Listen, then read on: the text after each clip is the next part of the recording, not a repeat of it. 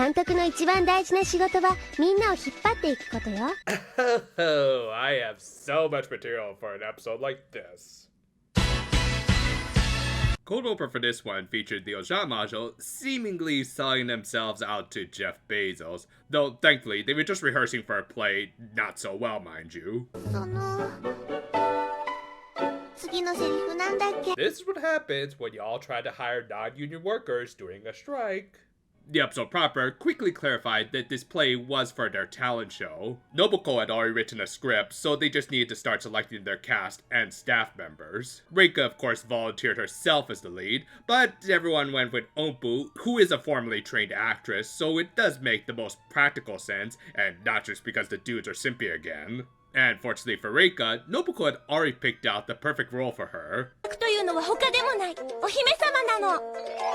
Well, if anything, she'll stir up less trouble than Ziegler. Also, while she was clearly buttering her up for the role, considering the twist later in the episode, some of these lines do end up feeling a little more indulgent, but we'll get to that. Anyway, they also needed to decide on a director, and everyone nominated Hazuki merely for the fact that her dad was one, which, yeah, there are a few problems with that little assumption. One, there's no guarantee her dad's skills would just rub off on her, even if she had seen him work a few times. And two, he was a toy director, so he had no real skills to speak of, and oh come on, y'all can't take a joke. But yeah, Hazuki had been put in the hot director's seat and didn't know what to do, including how to manage her stars.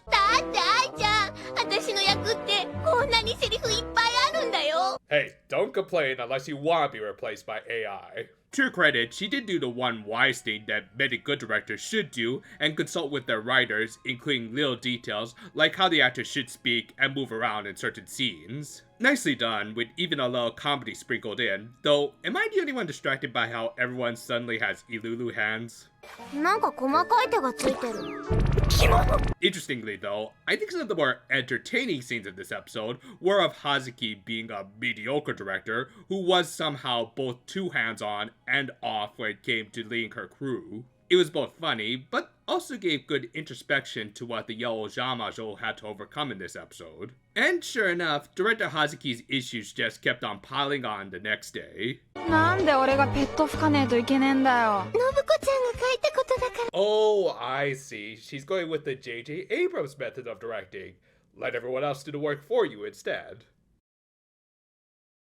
Seriously though, I just love everything this episode explores when it comes to being a director. I mean, obviously, not everyone is going to be a film director, but that title could also apply to stuff like management or other high positions where the person has to mitigate many responsibilities and lead a team to a successful final product. Good stuff that a lot of people can learn from, even those who already have such occupations. Though in the case of entertainment in particular, egos did have to be dealt with, which of course brought Reika back into the picture.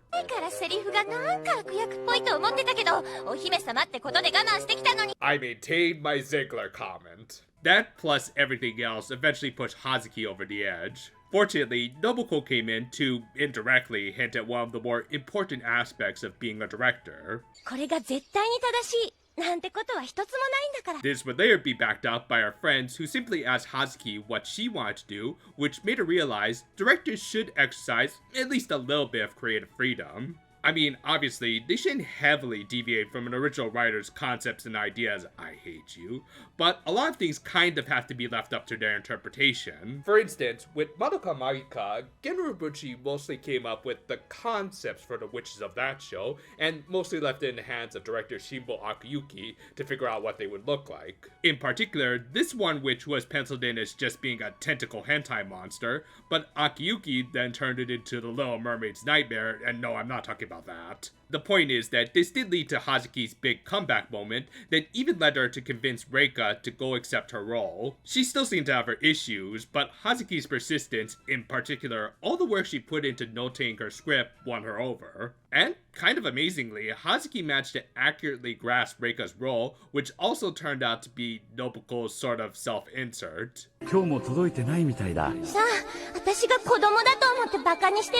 Look, kid, this is just FedEx policy. We provide mediocre service, and yet still upcharge you, claiming that we're one day faster than the other guy.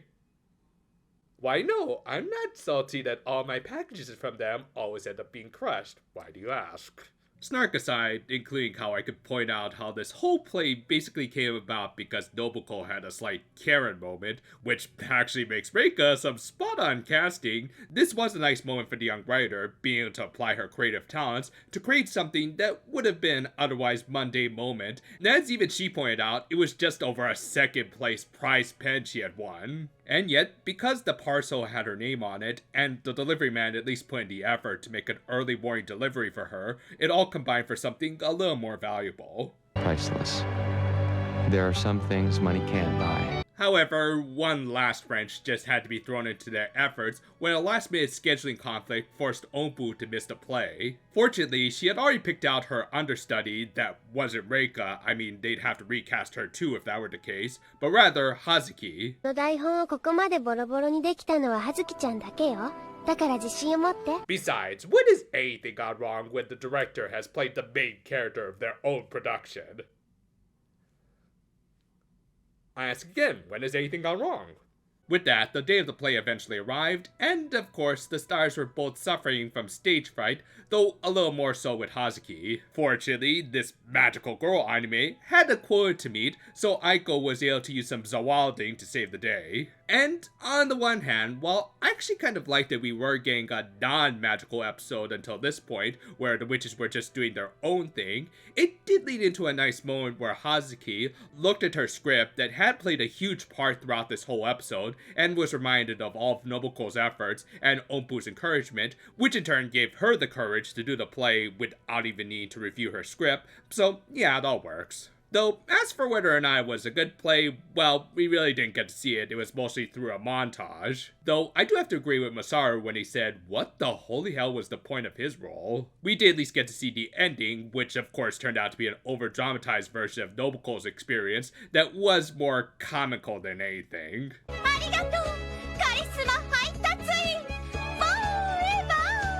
Still a better ending than the theatrical one for I Am Legend. Seriously, pick up the Blu-ray. They have the original book's ending, as well as a lot of great extra features. It's awesome. And I guess the audience agreed with me, as the episode ended with everyone taking a bow to a standing ovation. This was a really fun episode, especially for someone like me, who's really into Hollywood gossip for whatever reason. If you're not into it like me, it was also a good character piece for Hazuki and Nobuko, showing how both of these socially awkward girls were able to properly express themselves through creative endeavors, even when it was thrust upon the former. And it was definitely one of the more down-to-earth episodes for this otherwise over-the-top comedy anime, which I can appreciate from time to time. While I've had my issues with some of his previous scripts, I do think Akatsuki Yamatoya managed to find his stride with, appropriately enough, episodes like this. This was an interesting, yet still look at the process that goes into adapting other people's writing. While initially Hazuki tried to remain as close to the source material as possible, the fact of the matter was that even Nobuko hadn't figured everything out, as writing and live action are two very different mediums, so some liberties do need to be taken. Obviously, overstepping would be bad, as Hazuki might have done in a few areas, but they seem to be inconsequential, and hey, at least she took the initiative. By doing this, she even managed to properly analyze Nobuko's self-insert, which was easily the strongest moment of this episode, showing how a good director can synergize well with their staff, especially the writers, when they put in the effort. Obviously, she didn't do this alone, as the rest of the Ojamajo acted as both good support, and in the case of Doremi, comedic relief. Though if anything, it was just nice to get another Hazuki episode after a while, where she wasn't the punchline to something scary, and instead learned how to be more assertive. And overall, this was a good exploration of what goes on behind the scenes on productions like Toy's output, and could even be used as a good example for Hollywood when they're not trying to eat each other alive. Thankfully, we tend to make these videos well ahead of time, so they're not at all affected by our now really busy weekend schedules. Otana Precure recently started, and we did genuinely enjoy the first episode, just have to kind of get used to this whole doubling our weekend output thing. Gonna need a lot more booze. Still, look forward to that and more. And until next time though, for now my friends, and